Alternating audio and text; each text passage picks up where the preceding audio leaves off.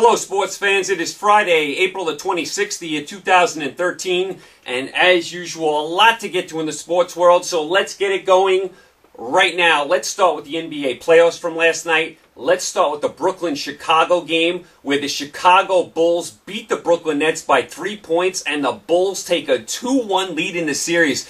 If you watched Game 1, you would have never thought this was possible. In Game 1, Brooklyn just ran over Chicago. Chicago has made some great adjustments. They're getting very good coaching, playing really good defense, and the Nets cannot throw the ball in the ocean. For the second straight game, the Nets cannot make a shot.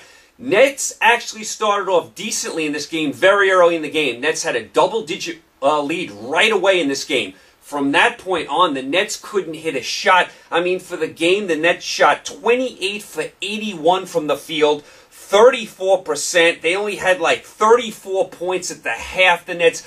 Deron Williams, another bad shooting game, 5 for 14. That's not going to get it done from your superstar player. Gerald Wallace can't make a shot. He was 2 for 8. Joe Johnson did play. He was 6 for 14. Not unbelievable performance by him either. And the Bulls played gritty, gutty defense. I mean, Boozer played well. Dang played well. Heinrich is playing really well, filling in for Derrick Rose. Tom Thibodeau's a tremendous coach, has made some really nice adjustments.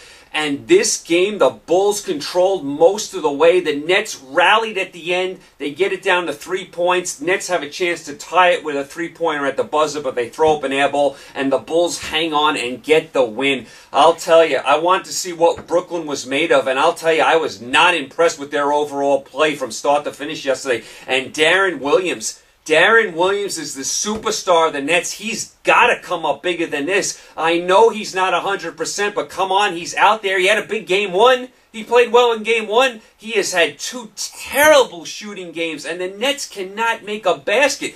Now, give credit to the Bulls. Bulls are a gritty, gutty defensive team, really hanging in there without their superstar player, Derrick Rose. But the Nets, I mean, terrible. And this falls on Deron Williams. He is the superstar. He makes superstar money. I mean, he wanted a coaching change at the beginning of the year. This is his team.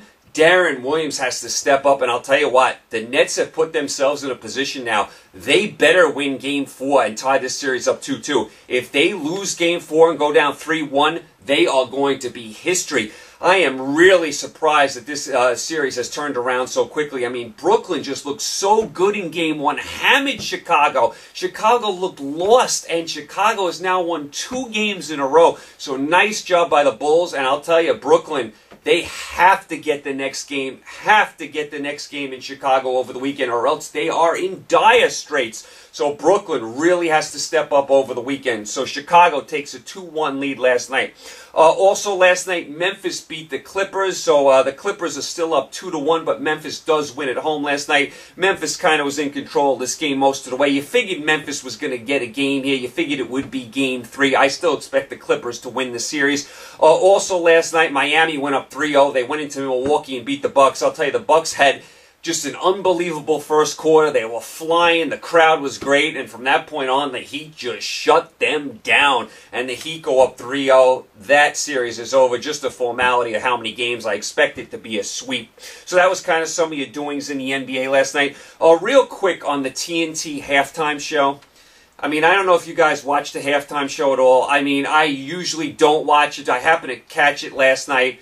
I mean, the halftime show on TNT is actually downright just deplorable. I mean, you got Shaquille O'Neal, Kenny Smith, Charles Barkley, and Ernie Johnson in the studio. They never talk basketball anymore.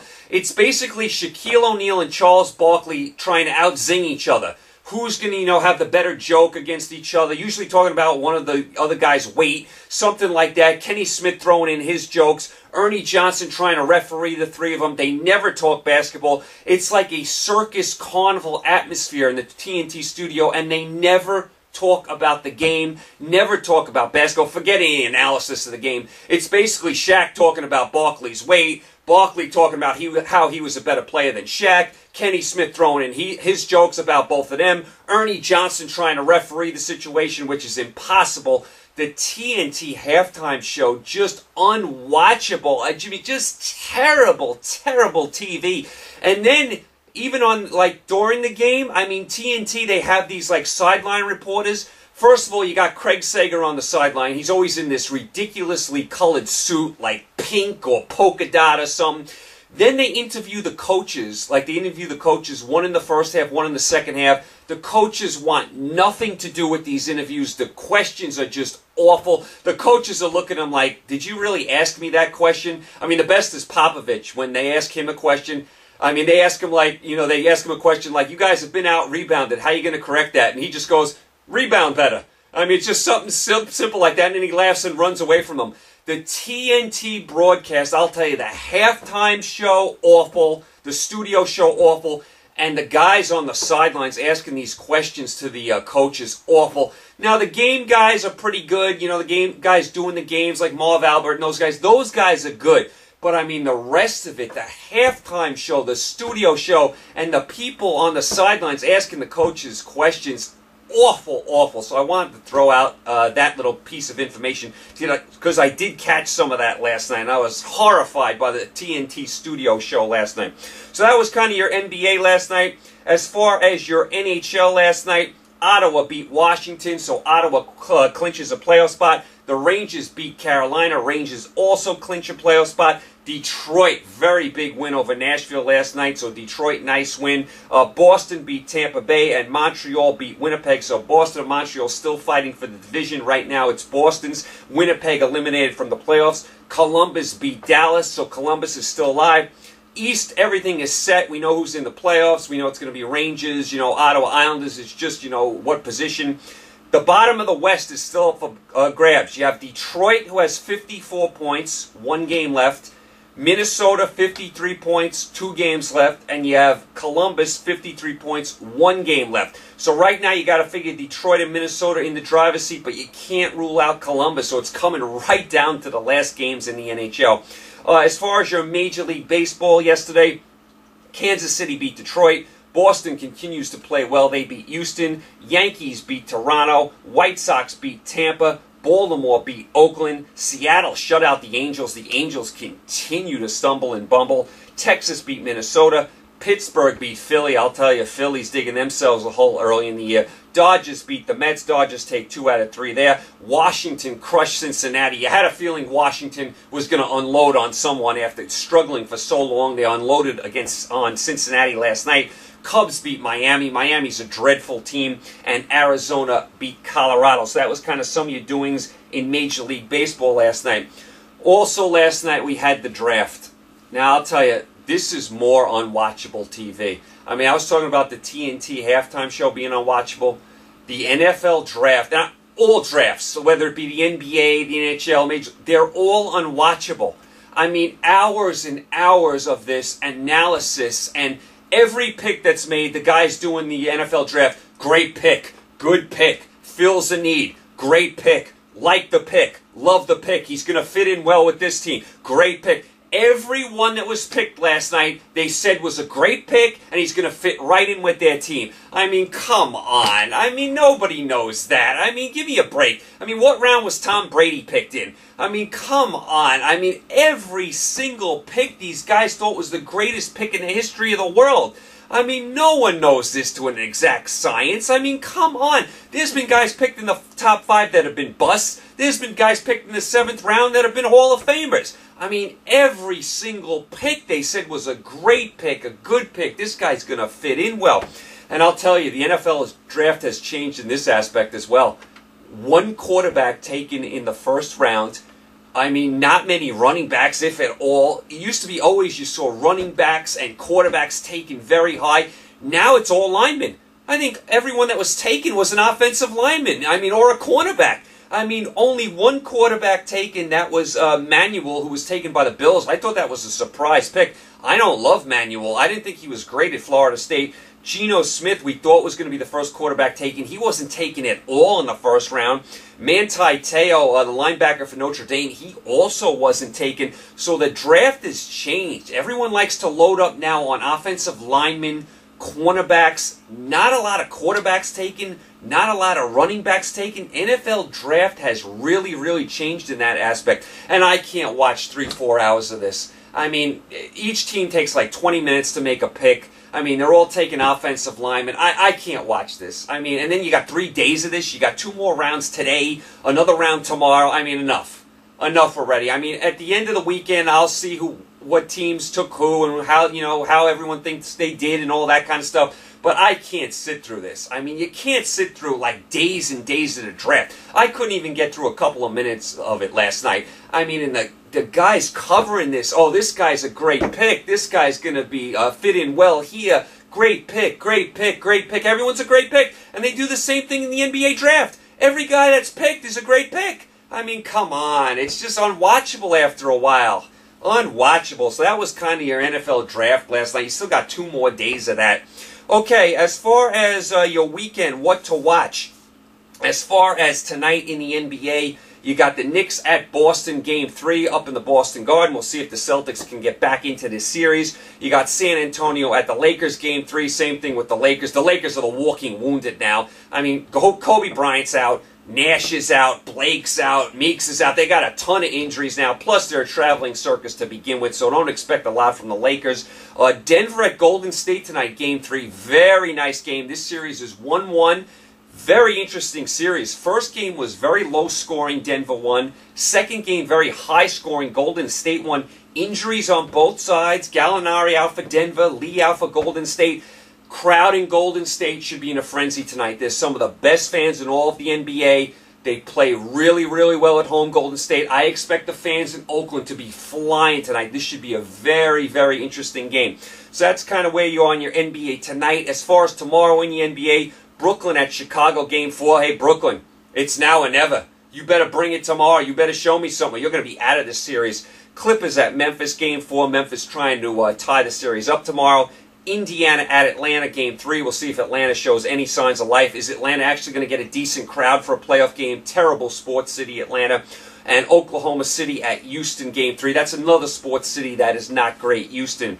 As far as Sunday, you're going to have Knicks, Boston, Game 4. Miami, Milwaukee, Game 4. San Antonio, Lakers, Game 4. And Denver, Golden State, Game 4. So that's kind of where you are in the NBA for your weekend. Now, the NHL, we're done with the NHL regular season in the next couple of days. So we're still trying to figure out who's going to make it in the West. We're still going to figure out seedings, all that kind of stuff. Tonight, the big game to keep an eye on, Edmonton at Minnesota. Minnesota battling for that last spot. Very big game for Minnesota. As far as tomorrow, you got Montreal at Toronto, Boston, Washington. That's important because Boston and Montreal still fighting for their division. Nashville at Columbus. Very, very important game for Columbus. Minnesota at Colorado. Minnesota's got 2 important games tonight and tomorrow. Detroit at Dallas. Detroit's got to have it. And San Jose at LA. That game is for seeding. Sunday ends the NHL regular season. Ottawa, Boston. That is a makeup game for the game that was missed because of the whole Boston Marathon incident. So that's kind of where you are in your NHL over the weekend.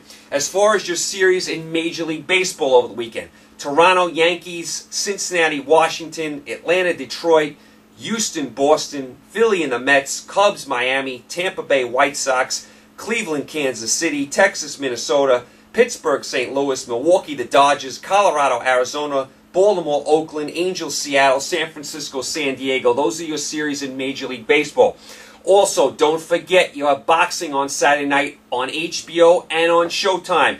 On HBO, you have Sergio Martinez against Murray. That fight is from Argentina. You also have Areola fighting from California, so you got a couple of nice fights on HBO. HBO might show you a third fight as well there, so you might want to check that out. On Showtime, you have Khan Diaz from England. From Brooklyn, you have Peter Kidchok with Quillin against Fernando Guerrero, and you have Garcia against Judah. That's your main event from Brooklyn. So you have some boxing over the weekend. You have, fights on both channels, HBO and Showtime. So if you like boxing, this could be your weekend. Of course, we got Mayweather Guerrero next week. A fight that was just announced, by the way, Juan Manuel Marquez against Timothy Bradley Jr. That will be in the fall. And they are saying Manny Pacquiao will fight in the fall, opponent to be determined. Looks like he's going to fight overseas, though, in like China or someplace overseas. Doesn't want to come to the United States because of the tax issues. He makes more money fighting overseas. Doesn't have to give a lot of his money away, so we'll keep an eye on that. So that is kind of where you are over the weekend as far as what to watch. Real quick, I wanted to go through a couple of movies I saw. I saw Django Unchained. That's the Tarantino movie That's with Jamie Foxx and DiCaprio and Don Johnson and Sam Jackson and a whole bunch of stars. I would give it out of 4 stars. I would give it 2.5. There was a story. There was a plot. The acting was good. To me, the ending was way too long. This movie was like 2 hours and 45 minutes. Could have been about 2 hours. Could have chopped off 45 minutes at the end of this movie. Way too long. Belabored the end of this movie. Way, way too long. At one point at the end, I'm like, okay, let's get this movie over with already. As you know, with Tarantino movies, very violent, a lot of blood, a lot of that kind of stuff. I could do without all that. I mean, I don't need to see all that. To me, that's not entertaining. I would give it 2.5. I thought it was decent. I don't think I could ever watch it again, though. It's a type of movie you can only watch once. I don't think I'd ever watch it again just because of all the violence in this movie. Give it 2.5. Decent movie. You can get through it once. I don't think you could ever watch it again. Is it great? No. Is it awful? No. There are some good actors in it, but be prepared. There is a lot of violence, as you get with Tarantino movies. So 2.5 for Django Unchained. I also saw The Hobbit. That is the prequel to The Lord of the Rings. They're going to have 3 of these Hobbit movies. This is the first one. Like I said, prequel to Lord of the Rings. Once again, 0 to 4 stars. I'd give it 2.5. I would call it a poor man's Lord of the Rings. Very long movie. A lot of interesting characters and creatures. Just when it started to get going, though, at the end, the credits roll up. I mean, just when they were starting to get to a major scene, the credits go up, and we're going to have to wait a year for the next movie. Not bad. Poor man's Lord of the Rings. I would give it 2.5. A lot of interesting creatures in it. Not as good as Lord of the Rings, though. Also, out on DVD this week, Gangsta Squad. That's with Sean Penn. Sean Penn's usually good in everything. You might want to check that out. Silver Linings Playbook. That is out next week on DVD. New in theaters this week, you have Pain and Gain with Mark Wahlberg and The Rock. That looks like a really bad movie. I mean, I don't know about that one. That looks really bad. That's in your theaters. Also in your theaters right now, Oblivion. That's with Tom Cruise. That doesn't look that great. Also, Tom Cruise has a movie out on DVD, Jack Reacher. I'll tell you, Oblivion and Jack Reacher don't look that good. Last few movies with Tom Cruise I haven't liked. Oblivion doesn't look good, Jack Reacher doesn't look good, and Rock of Ages was not good, although Tom Cruise was funny in it. Tom Cruise's last 3 movies a little off his game. Since his last Mission Impossible, which was, what was that, 2 years ago? Been a little off his game for the last 3 movies. Rock of Ages, Jack Reacher, and Oblivion, not his best, and you expect the best from Tom Cruise. So that's kind of some of the movies to keep an eye on, some of the movies to check out in the theater, DVD, some of the ones I've seen. So there you go. You guys are all caught up with your movies. All right, you guys, thanks for the support. Thanks for tuning in as always. You guys enjoy the games over the weekend. We have a bunch of stuff to watch. You got your NBA playoffs. You got NHL hockey wrapping up for the regular season. You got Major League Baseball. You got boxing over the weekend. A whole bunch of stuff. If you want to catch a movie, I listed some here for you. A lot of stuff to do this weekend. A lot of stuff to watch. You guys enjoy the weekend. Stay safe. I will be back with you on Monday, and we'll recap everything that went on in the sports world, and we'll see if the Nets can actually even up this series. Definitely keep an eye on that Bull Net series. Talk to you guys on Monday. Take care.